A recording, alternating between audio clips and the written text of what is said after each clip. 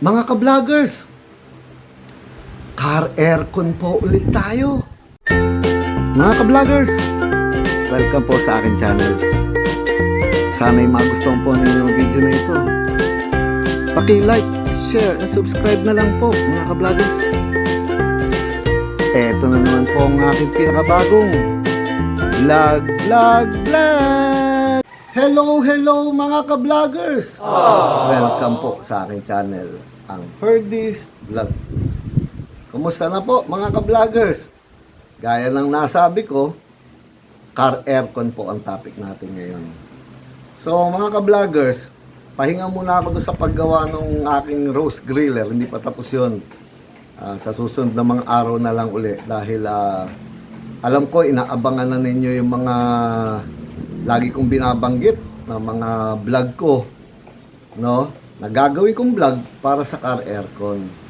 So ito mga ka-vloggers, ang topic natin ngayon, madalas kasi itong tinatanong o message o comment sa mga vlog ko, no? Madalas nababasa ko to ganito. Ginawa na daw lahat, ha? Pinalitan na lahat. Evaporator, compressor. Pero bakit laging nagkakaroon pa rin ng leak, lalo doon sa may expansion valve, yung lighter type na expansion valve. Kadalasan kasi mga ka-vloggers, ang mga sasakyan ngayon, puro sila lighter type, no? Ganito, mga 134A na lighter type. So ngayon, laging naka-adapt to dito na sa may bandang makina. Kadalasan nandyan. Yung iba naman, ando sa loob, pag inalis yung blower, nakapaside na gano'n, binubunot. Pero kadalasan sa mga expansion valve kasi ngayon, puro lighter type na. So, ang ibig ko sabihin kasi mga ka-vloggers, ang nagiging problema ng mga ka-vloggers natin dyan, alam naman ninyo, siguro kung sino po kayo mga ka-vloggers, no? Ginawa na raw lahat, no? Okay yun. Kadalasan nga, pinalitan na daw yung mga piyesa nila, evaporator, expansion valve. Lalamig lang daw sa una, mga ka-vloggers. Tapos, pagka habang gamit nila, makakarinig na sila ng parang hissing sound, yung pag-on ng aircon. Tapos, pagka patay aircon, gumagano yan Pag on na naman, nagaya ko na yung tunog kasi nagbabawas na po yung refrigerant sa loob. Kahit bago lahat bagong o-ring, gano'n mga ka-vloggers. So, ang gagawin ng mga ka-vlogger natin, siyempre, mga car owners dyan, ibabalik doon sa gumawa. Makikita, kulang ang refrigerant. So, madalas, dito sa may bandang expansion valve na ito, makikita nila, basa, naglalawa. So, alam naman nila, bago ang o-ring, papalitan ulit ng o-ring. So, yung pagkukuha ng o-ring, yung pa rin. Siyempre, kung may lalagyan sila ng mga bago, sana bago, no? Tapos, magkakaroon ulit ng leak. Gagana na naman, mga ilang araw, ando na naman, maglalawa na naman sa ganito. Madalas nangyayari ang mga ka-vloggers. Kaya ako naisip na gawing vlog to, dahil alam ko hindi ko pa nga nagawang vlog pala to. Para malaman na rin ng mga technician dyan kung ano ang nangyayari, bakit ganun. Ano ba ang problema? Pinapalitan naman ang o-ring Bagong o-ring na yung nilalagay dahil nagkakaroon nga ng leak. Pero bakit nagkakaroon pa rin ng leak kahit bago na ang o-ring? Ano ang dahilan? Ano nangyari? So ito mga ka-vloggers, isi-share ko lang po sa inyo para magkaroon kayo ng idea. Lalo na dyan sa mga technician, sa mga ka-vlogger natin technician, dahil napakaraming nagme-message sa akin. Kumusta na lang po kayong lahat dyan, dahil sa dami ninyo, hindi ko naman lahat ma-shout out yun. Pero kumusta po kayong lahat, mga ka-vloggers na technician, na sinusunod lahat ng mga sinasabi ko, ginagawa yung tamang paraan, na walang halong panloloko. Lagi ko naman sinasabi yun, no? So ito, mga ka-vloggers, i-share ko sa inyo, at para na rin sa mga car owners, para alam na ninyo, para pag ginagawa yung sakyan ninyo, kayo na yung magmatsyag. Huwag lang masyadong magiging makulit, baka mainis yung mga technician. Eto, ibibigay ko sa inyo yung tip na madalas nangyayari, lalo dito sa lugar ng expansion valve. Binago ang o-ring bago ang evaporator, walang leak sa evaporator.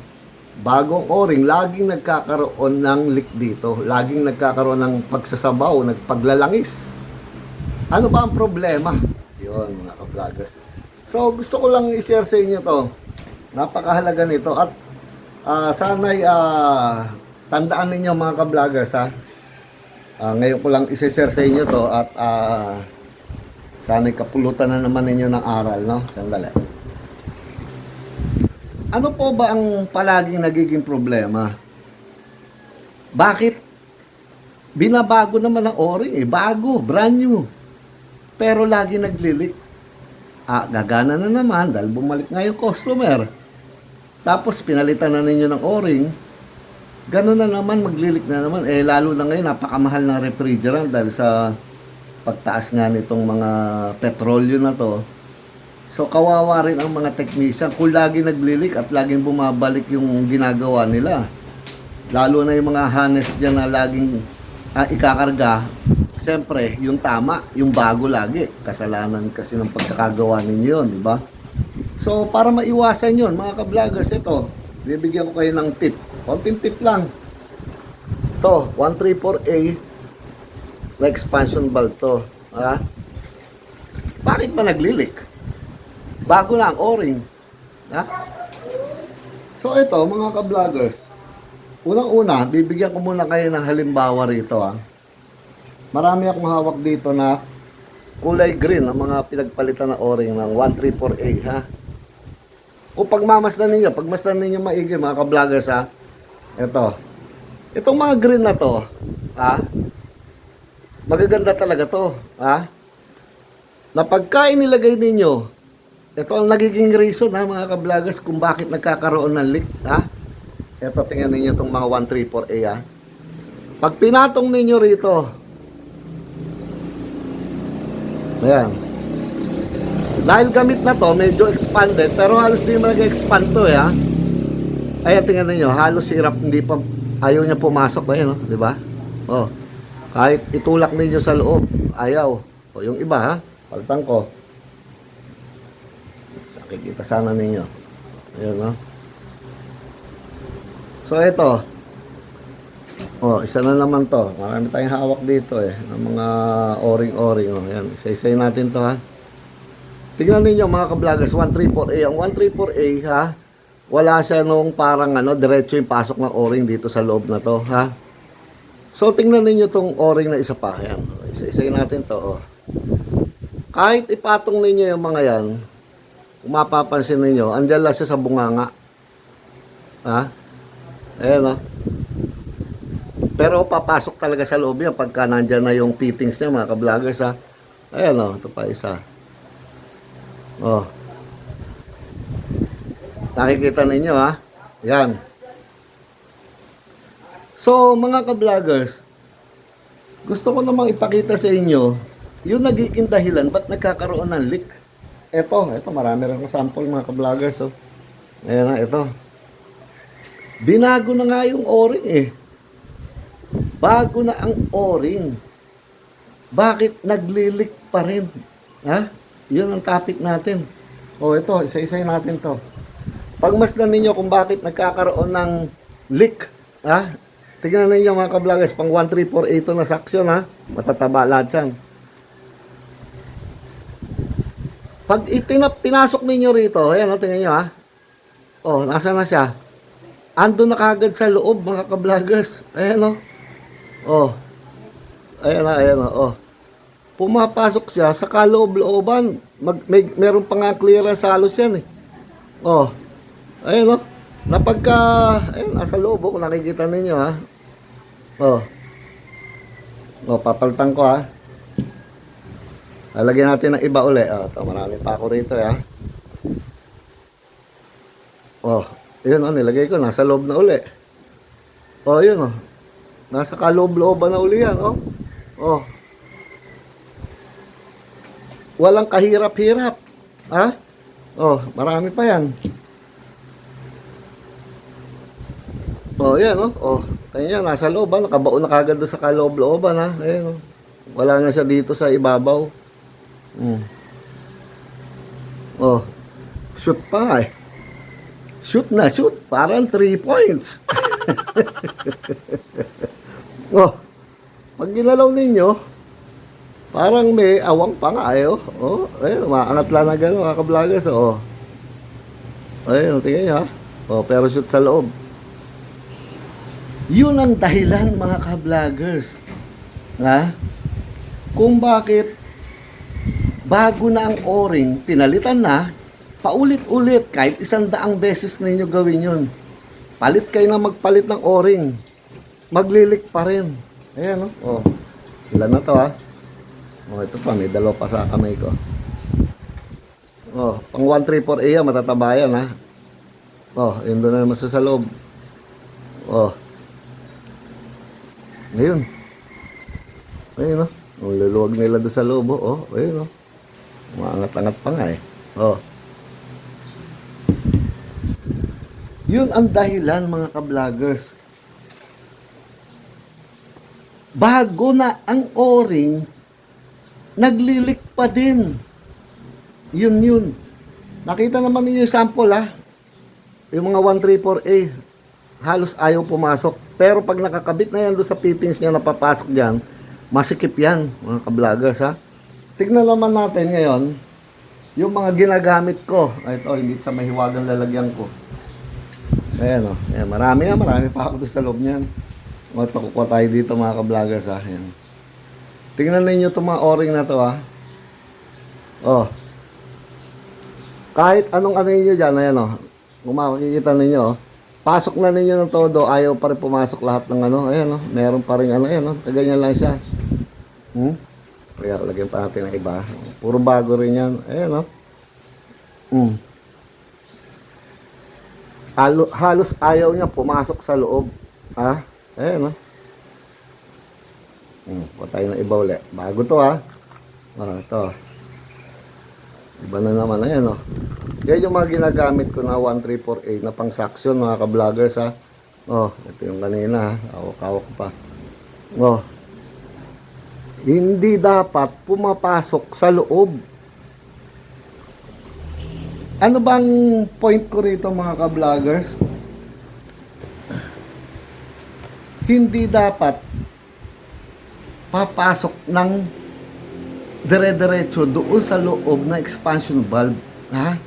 Sasabihin ng iba nating ka-vlogger, pagka nandun na ipiting yan, masikip na yan. Hindi po.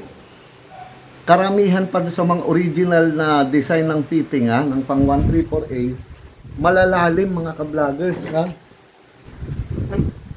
Halimbawa, mga ka-vloggers, ito.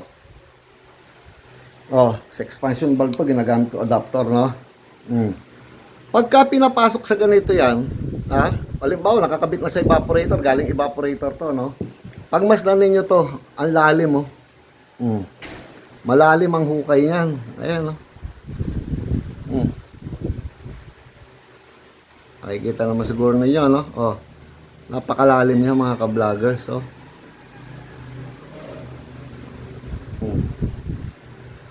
So, kung ang o-ring ninyo, gaya nung pinakita ko kanina na tuloy-tuloy pumapasok doon sa loob, ito, itong maraming to, wala.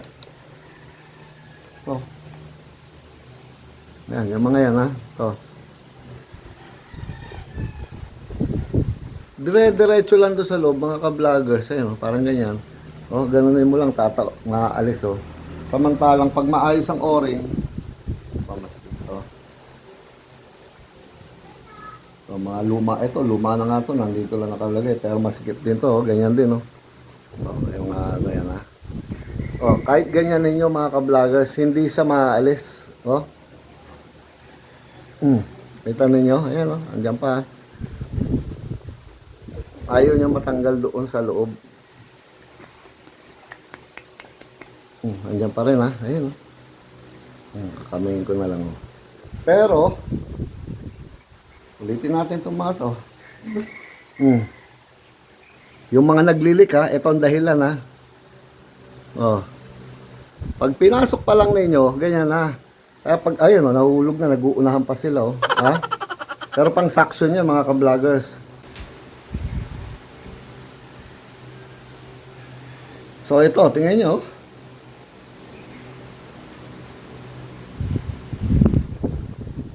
Oh, tulog na kagad.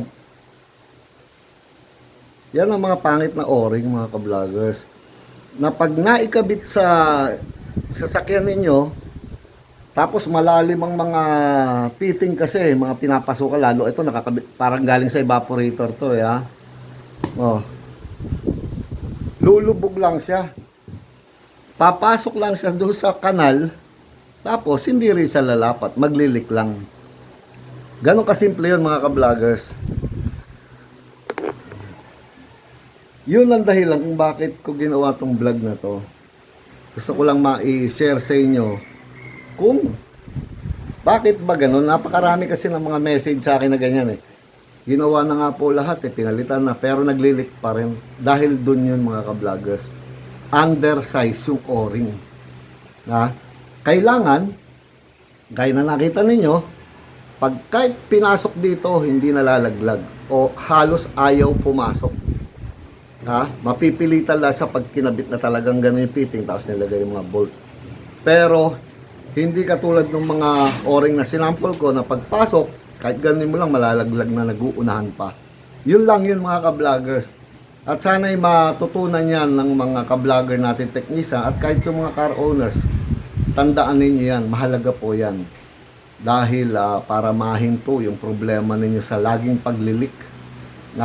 Sasakit ang ulo nyo, kahit yung mga technician, masakit sa ulo. Ang mahirap pa dyan, dahil lagi naglilik, trial and error, baka ikarga sa inyo, recovered. Meron nga ako nakita isang comment dyan sa YouTube yata, yun, hindi ko nalang sinagot. Si ka-vlogger natin, ayoko naman mapahiya siya. Dahil daw, pag daw yung mga customer, nagpapa-additional lang, ay kinakarga daw nila, recovered na refrigerant. Mahirap po yun, mga ka-vloggers. Paulit-ulit ko sinasabi yung panoorin ninyo yung mga vlog ko, yung nag-comment na yon, shout out sa inyo, hindi ko na lang sinagot dyan sa YouTube. Pero mali po yun. Nagpapakarga, babayaran naman po kayo eh. Hindi naman libre yun, di ba? Bakit ilalagay ninyo yung marumi? Bakit recovered? Ikarga ninyo bago. Bayad naman kayo, disingilin ninyo sa presyo ninyo. Hindi dahil sa porke additional lang daw ang pakarga, yung recovery lang daw lalagay nila. Pag daw totally nilinis, lalagay nila yung bago. Mali po yun. Sana'y panoorin ninyo lahat ng mga video na ginawa ko. Binabayaran po kayo ng tama. Siguro, kung hindi kayo babayaran, libre, bahala na kayo, mag-usap. Pero sinisingil ninyo, babayaran naman kayo ng tama kung magkano sinabi nyo. Ilagay ninyo bagong refrigerant. Hindi po tama yan. Ewan ko siguro mga ibang ka-vlogger dyan na nagbabasa ng mga comment sa akin. Makikita ninyo yun kung sino yun. Pagka daw additional lang, recovery na free yun. Recovered lang. Bakit? Libre po ba yung additional na gagawin ninyo? May bayad din naman yata, di ba? Ikabit ninyo, bago refrigerant, sisingilin ninyo. Bakit nyo lolokohin yung customer? So, inuulit ko lang dahil inulit-ulit ko yan sa napakaraming mga vlog ko na huwag ninyong kakargahan ng recovered kasi masisira po yung compressor. Yung dumi ng recovered na refrigerant ninyo na nasa tangking hinigop ninyo sa mga black oil, mga nag-stack up, may rebaba, may tubig, ilalagay ninyo doon sa malinis na linya dahil nagpapa-additional lang, ewan ko kung tama sa pandinig yan, dahil nagpapa-additional lang, dahil sisibat din yung additional lang, recovered lang daw. Mali po yun. Magpakatotoo tayo, mga ka-vloggers. Babayaran ka naman. Bakit mo lalagyan ng maruming refrigerant? Ilagay mo yung bago. Bayad ka naman. Disingilin mo sa presyo mo. Kasi masisira po yung compressor nila. Kawawa din yung mga customer. Inuulit ko. Mahalin din ninyo yung mga customer ninyo dahil pag nasira yun, nakarga ninyong marumi, nag-stack up, kawawa naman sila, di ba? Ituring din ninyo, sarili niyo yung mga sasakyan na yan, mga ka-vloggers. Lagi ko inuulit-ulit yan. So, paano mga ka-vloggers? Sana'y may natutunan na naman kayo sa simpleng vlog na to, O-ring. Pero napakahalaga po niya, masakit sa ulo yan pag hindi mga fix. Ano pa po ba sasabihin ko? Eto na naman po ang pinakabagong edisyon ng aking vlog. Paalam mga ka-vloggers. Paalam po. Ingat po.